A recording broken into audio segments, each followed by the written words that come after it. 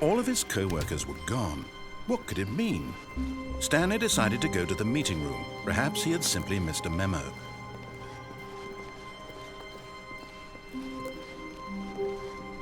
When Stanley came to a set of 2 open doors, he entered the door on his left.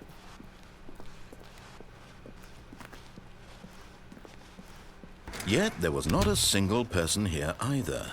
Feeling a wave of disbelief, Stanley decided to go up to his boss's office, hoping he might find an answer there. Coming to a staircase, Stanley walked upstairs to his boss's office.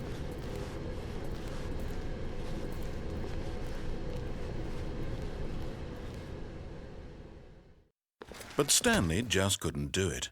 He considered the possibility of facing his boss, admitting he had left his post during work hours. He might be fired for that. And in such a competitive economy, why had he taken that risk? All because he believed everyone had vanished? His boss would think he was crazy. And then something occurred to Stanley. Maybe, he thought to himself, maybe I am crazy. All of my co-workers blinking mysteriously out of existence in a single moment for no reason at all? None of it made any logical sense. And as Stanley pondered this, he began to make other strange observations. For example, why couldn't he see his feet when he looked down? Why did doors close automatically behind him wherever he went? And for that matter, these rooms were starting to look pretty familiar. Were they simply repeating? No, Stanley said to himself, this is all too strange. This can't be real. And at last, he came to the conclusion that had been on the tip of his tongue. He just hadn't found the words for it. "I'm dreaming!" he yelled. "This is all a dream." Oh, what a relief Stanley felt to have finally found an answer, an explanation. His co-workers weren't actually gone. He wasn't going to lose his job. He wasn't crazy after all. And he thought to himself, I suppose I'll wake up soon. I'll have to go back to my boring real-life job pushing buttons. I may as well enjoy this while I'm still lucid. So he imagined himself flying and began to gently float above the ground. Then he imagined himself soaring through space on a magical starfield, and it too appeared. It was so much fun, and Stanley marveled that he had still not woken up. How was he remaining so lucid? And then perhaps the strangest question of them all entered Stanley's head. One he was amazed he hadn't asked himself sooner. Why is there a voice in my head dictating everything that I'm doing and thinking? Now the voice was describing itself being considered by Stanley, who found it particularly strange. I'm dreaming about a voice describing me, thinking about how it's describing my thoughts, he thought. And while he thought it all very odd and wondered if this voice spoke to all people in their dreams, the truth was that, of course, this was not a dream. How could it be?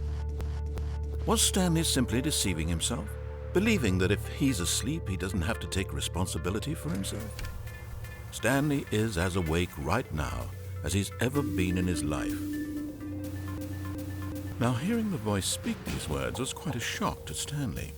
After all, he knew for certain, beyond a doubt, that this was in fact a dream.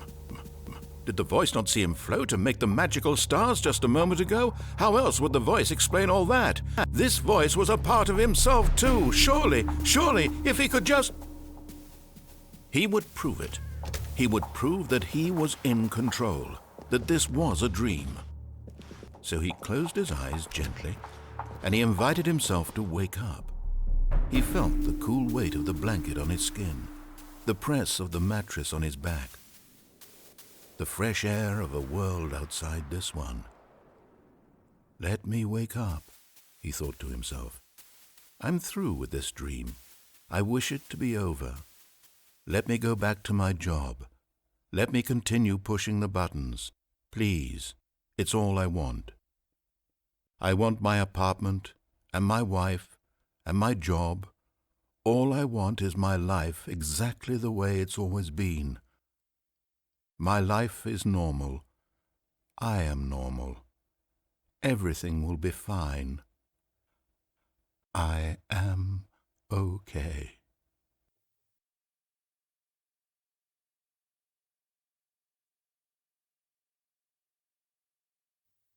Stanley began screaming.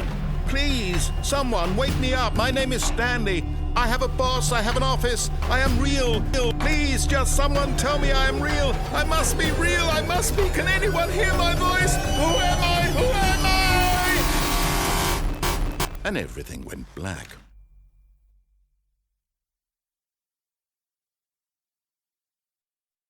This is the story of a woman named Mariella. Mariella woke up on a day like any other. She arose, got dressed, gathered her belongings, and walked to her place of work. But on this particular day, her walk was interrupted by the body of a man who had stumbled through town talking and screaming to himself, and then collapsed dead on the sidewalk. And although she would soon turn to go call for an ambulance, for just a few brief moments, she considered the strange man. He was obviously crazy.